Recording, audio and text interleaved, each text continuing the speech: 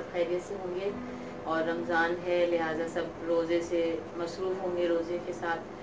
तो अब ये है कि हम लोग इफ्तारी में जो है कंपटीशन चल रहा है हम सबके यहाँ। तो जिसकी इफ्तारी सबसे अच्छी होगी उसको इनाम मिलेगा। तो हम लोगों ने आज की इफ्तारी लगाई तो है मगर रोज़ नहीं लगा रहे, लिहाजा अब जो भी जिसकी भी इफ्तारी सबसे अच्छी होगी हम उसको इनाम देंगे इंशाअल्लाह ताला रमज़ान के बाद। हाँ, ये एक आइडिया था तो उसको सबने अप्रिशिएट किया।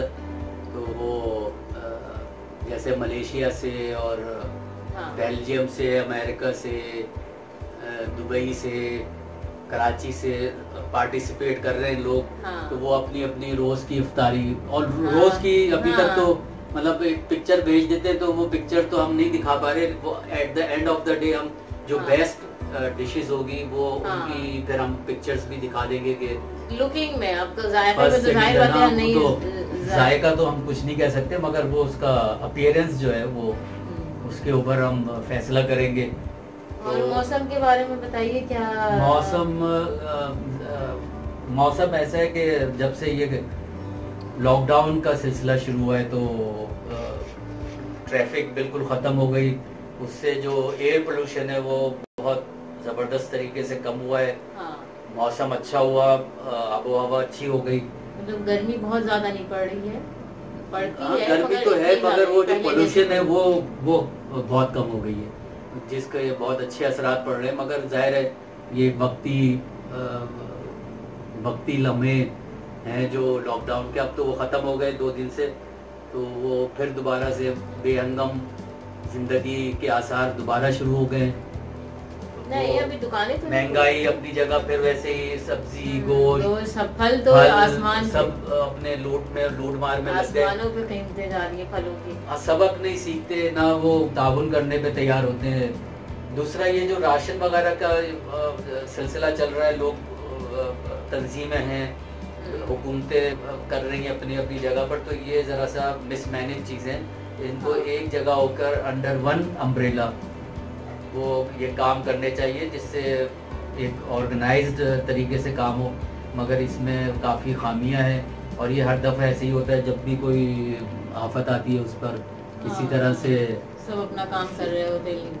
हाँ, और एक और वो जो हमारे साथ आए थे अब्बास, उन्होंने वो बड़ा अच्छा छुट्टी, ये जो लॉकडाउन में उन्होंने बहुत अच्छा टास्क लिया था, वो बहुत बेहतरीन। और हमने उनसे इंटरव्यू लेना है इस बारे में कि उन्होंने इतना अच्छा काम ये लॉकडाउन के उसको क्या कहते हैं वो जो डिवाइडर एक अच्छा सा बनाया, कंप्लीट कर लिया उसको। सब्जियां भी उगाई, मतलब खाली आदमी बैठ के घर में इतना अच्छा काम के मतलब उसमें आपका दिल भी बहले और आपका काम भी हो गया बेहतरीन। और ये कि मेरे ख्याल में सभी लोग कुछ ना कुछ कर ही रहे होंगे। बहुत कम लोग ऐसे होंगे जो खाली सिर्फ बैठे हुए होंगे, लेकिन अपने आप को मसरूफ़ रखना चाहिए ताकि टाइम भी पास हो और अपना दिल भी बहला रहे, ताकि दूसरी टेंशनों से आदमी बचे। जितनी टेंशन लेंगे उतना ही तबीयत और ख़राब होगी। लिहाजा ये कोरोना से तो बचना है, कोरोना से लड़ना है और उससे अपने आप को महफूज बनाना है। और दूसरा ये कि जो इस वक्त सूरत हाल है दुनिया की, तो खैर एक अलग खबर है। पाकिस्तान की, हम अपने मुल्क की बात करते हैं तो अल्लाह की तरफ से ही है कि ये उस शिद्दत से नहीं हो रहा और अल्लाह करे ऐसा हो भी ना, क्योंकि जो कुछ हम देख रहे हैं, जो मंजर देख रहे हैं, उससे तो यही लग रहा है कि अगर अल्लाह ना करे ये चीज़ फैली तो फिर तो ये बहुत बड़ा डिज़ास्टर होगा। और उसका सबसे बड़ा जो लोग समझ नहीं रहे उसका डिसएडवांटेज ये है कि इसके काबू पाने के बाद यूरोप अमेरिका जो है वो उन ममालिक पे सख्ती करेगा जहाँ पर इसके बचाव के लिए कोई काम नहीं हुआ तरीके से, तो वो उन ममालिक से तिजारत और सफ़र की सहूलियात ये सब इस पे पाबंदियाँ लगने वाली हैं। तो ये चीज़ों का लोगों को ख्याल नहीं है, किसी का एहसास नहीं है। ट्रेडर्स जो है उनके लिए बड़ी मुश्किलात हैं हमारे जो एक्सपोर्टर्स हैं वो कॉम्पिटेंट नहीं है, उनके पास इतनी सलाहियत नहीं है कि वो जो मार्केट खुलेगी एक नए अंदाज में उसका मुकाबला कर सकें। तो कुछ ज़्यादा अच्छी कोई मुझे वो पिक्चर नज़र नहीं आ रही। हाँ, अगर ये इसको कर्टेल कर लेते, कंट्रोल कर लेते सही तरीके से, तो शायद दुनिया में एक अच्छा हमारा परसेप्शन जाता। इंडिया का बहरहाल हमसे कुछ बेहतर परसेप्शन है, वो अच्छा उन्होंने ये काम किया है और वो काफ़ी इंटेलिजेंट हैं इस मामले में, पैसा बनाने के लिए बड़े तेज़ लोग हैं। लेकिन पाकिस्तानियों में ये सलाहियत कम हो गई है, क्योंकि वो एक अरसे से हमारे यहाँ तरबियत ही ऐसी है कि चाहे वो सीधे हाथ से हो चाहे उल्टे हाथ से हो, बस कमाना है पैसे, लूटना है पैसे। तो वो एक सलाहियत कर गई हमारे मिजाज में चीज़। तो उसके लिए लीडरशिप की ज़रूरत होती है। लीडरशिप जो है वो सस्टेन करे। जैसे अभी हमारे प्राइम मिनिस्टर ने अगर ये सस्टेन करते हैं 10 साल के लिए और अपनी कोशिशों को बढ़ाते रहते हैं, तो